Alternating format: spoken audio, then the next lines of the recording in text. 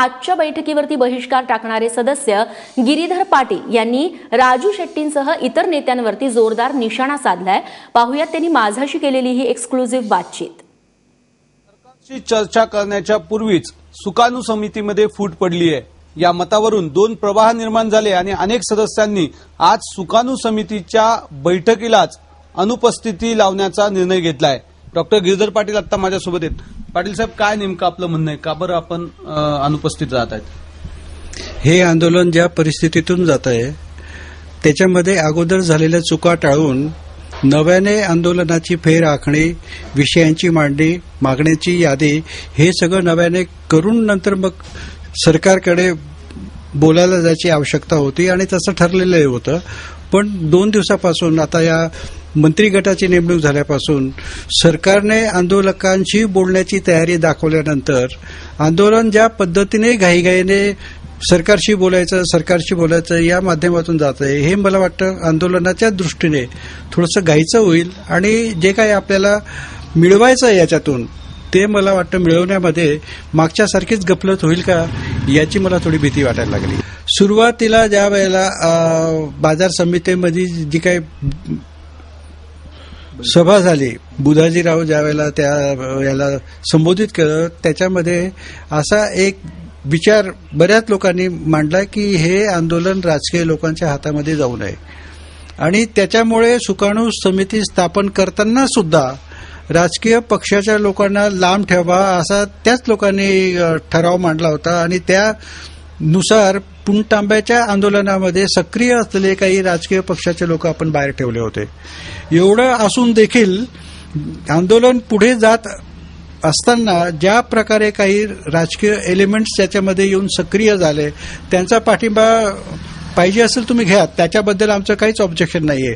पण आंदोलन हातात घेऊन त्याच्यातली निर्णय प्रक्रिया सुद्धा आपल्या हातात घेऊन हे आंदोलन भरकटल्यासारखं दाखवणं, हे मला काय आंदोलनामध्ये असलेल्या शेतकऱ्यांना आंदोलकांनाच कल्पना की काय नेमकं काय चाललेलं आहे आणि ज्या वेळेला बाहेरून निरोप येतात, बाहेरून टीव्हीवरती आम्ही पाहतो अरे असं ठरलं, अशा प्रकारचं मला वाटतं जर आंदोलन होणार असेल तर त्याच्यातून मला वाटतं शेतकऱ्यांच्या पदरामध्ये आपल्याला काही टाकता येईल असं मला वाटत नाही। हे राजकीय पक्ष जे तुम्ही उल्लेख करताय तो स्वाभिमानीकडे तुमचा बोट आहे का राजू शेट्टींकडे? माझा कोणाकडेही बोट नाही, पण माझं एक साधं शंका आहे मला की राजू शेट्टी शेतकरी नेते आहेत, अभ्यास चांगला आहे, धडाडीचा नेता आहे, त्याच्याबद्दल आमचं काही दुमत नाहीये।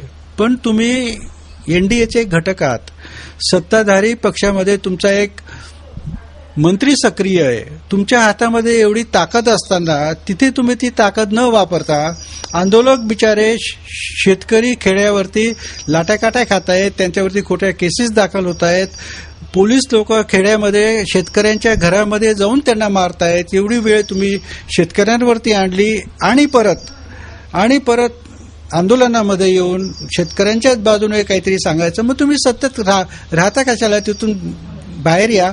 सरकारने शेतकऱ्यांवरती दाखल केलेल्या खोट्या केसेस असतील, दावे असतील, खटले असतील, ते अगोदर सरकारने मागे घ्यावे। ते सरकारने मागे घेतल्याशिवाय सरकारशी कुठल्याही प्रकारची बोलणी करू नये हा अधिकृत झालेला ठराव सुकाणू समिती अंमलबजावणीत आणण्याऐवजी ताबडतोब सरकारशी बोलायला तयार होतं, हे मला वाटतं विरोधाभासी भाग आहे। ज्या पद्धतीने पुण्याचा संप फोडला, पुणतांब्याचा संप मोडला गेला आहे तशीच पद्धत आहे असं म्हणायचंय का? त्यातले काही संकेत मला यात दिसत आहेत। मला सांगा, आता या आपल्या मताशी कोण कोण सहमत आहे आणि किती लोक जाणार नाही सुकाणू समिती? नाही, याच्यामध्ये काय किती लोक सहभागी वगैरे हा भाग नाहीये, कारण मी माझ्या स्वतःच्या तत्वाशी प्रामाणिक आहे। मी शेतकऱ्यांचं काम करण्यामध्ये शेतकऱ्यांकडून मला काही मतं मिळवायची, त्यांच्याकडून मला आमदार खासदार व्हायचं नाही, त्यांच्याकडून काही पैसे अडके वर्गणी वगैरे मला काही मिळवायची नाहीये। या सगळ्यांच्या बाहेर गेलेला, प्रसिद्धीच्या बाहेर गेलेला माणूस आहे। मला कुठल्याही प्रकारचे माझं नाव बाहेर यावं याचीही वेळ गरज आता नाही राहिलेली। आर्थिकदृष्ट्या, सामाजिकदृष्ट्या, कौटुंबिकदृष्ट्या मी अत्यंत चांगल्या याच्यामध्ये असणारा माणूस आहे। कुठल्याही प्रकारचे लांड्या लबाड्या कोलांट्या एवढ्या घ्यायची मला गरज नाहीये। अत्यंत स्वच्छ मनाने मी शेतकऱ्यांचं काम करतो आणि हे सगळ्यांना माहिती आहे। शेतकऱ्यांमध्ये प्रामाणिकपणे काम करणारा एक जर माणूस असेल तर तो गिरधर पाटील आहे, हे जगाला माहिती आहे. त्याच्यामुळे शेतकऱ्यांचं हित पाहणं हे माझं पहिलं काम आहे. आणि ते जर दिसत नसेल, होत नसेल, तर त्याच्या विरोधामध्ये सगळ्यांना त्याचं भान आणून देणं हेही माझं काम समजतं. यातले काही लोक या सगळ्या लांड्या लवड्या करतात असं आपलं म्हणणं आहे का? दिसत आहेत त्या, आहेत. राजकारण त्याच्याशिवाय तुमचं होऊ शकत नाही. बिगर लांड्या लबाड्या आणि कोलांट्या उड्यांशिवाय आजचं राजकारण शक्य नाही. प्रामाणिक राजकारणाला आज कुठेही थारा नाही, हे वास्तव आपण स्वीकारलं पाहिजे. महाराष्ट्रातली शेतकरी संघटना, शरद जोशी प्रणित, अनिल धनवट आणि त्याचे सगळे सहकारी ते याच्यातून बाहेर पडत आहेत. रामचंद्र बापू त्याच्यामध्येच आहेत. नंतर बुधाजीरावांशी माझं बोलणं झालं तर त्यांनी तर मला त्याच दिवशी नाशिकच्या सभेनंतरच सांगितलं होतं, मला काय चांगलं चित्र यात दिसत नाहीये, तर बघा तुम्हाला काय जे चांगलं करता येईल तेवढं होऊ द्या, मग आपण भाग घेऊया. त्याच्यामध्ये काय सुधारणा वगैरे काय आवश्यक असेल तर त्याच्या बाबतीत आपण ठरवूया. पण ते पण याच्यामध्ये आता दिसत नाहीत, ते पण येत नाहीत. आणि बरेचसे लोक त्यांच्या मनामध्ये नाराजी आहे, पण शेतकरी आंदोलनाला गालबोट लागू नये म्हणून ते मला वाटतं त्यांचा. सुकाणू समितीतले सदस्य एकमेकांच्या अंगावर धावून गेले, अर्वाच्य बोलताना दिसले, हे लक्षणं आहेत का? म्हणजे असं जर असेल तर कशी ती सुकाणू समिती काम करेल पुढे? बरोबर आहे. असेच प्रकार काही पडद्याच्या आड पण झालेले आहेत, पण ते आता सांगणं संयुक्तिक होणार नाही.